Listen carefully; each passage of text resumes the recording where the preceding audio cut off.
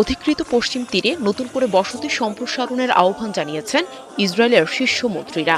একটি প্রতীকী বসতি পুনঃপ্রতিষ্ঠার অনুষ্ঠানে এই আহ্বান জানানো হয়। অনুষ্ঠানে দেখা যায় পরিবারগুলো নতুন বসতিতে ঢুকছেন, কেউ কেউ ভ্যানে উঠছেন, আবার কেউ একে অপরকে আলিঙ্গন করছেন। এই আনন্দ কোনো সহজ শব্দ দিয়ে বর্ণনাও করতে পারবো না। এটি আবার নতুন করে জন্ম দেওয়ার মতো একটি অলৌকিক ঘটনা। আমরা বিশ্বাস করেছিলাম এবং আশা করেছিলাম আবার ফিরে আসব। 2005 সালে উচ্ছেদ হওয়া অনেক পরিবারই আবার ফিরেছে এই এলাকায়। তাদের মধ্যে ছিলেন শোমরন আঞ্চলিক পরিষদের প্রধান ইয়োসি ডাগানো। 2 দশক পর ফিরে এসে অনেকে নিজেদের ঘর ফিরে পাওয়ার অনুভূতি পাচ্ছেন।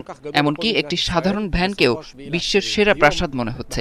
আবার আমরা আমাদের দেশে ফিরে এসেছি।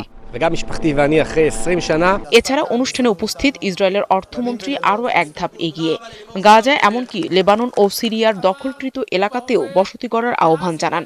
এছাড়া প্রতিরক্ষা মন্ত্রী ইরজাল কার্সও অর্থমন্ত্রীর পাশে উপস্থিত থেকে সংহতি প্রকাশ করেছেন। এদিকে অর্থমন্ত্রী দীর্ঘদিন ধরে পশ্চিম তীরকে দখলের পক্ষে কথা বলে আসছেন।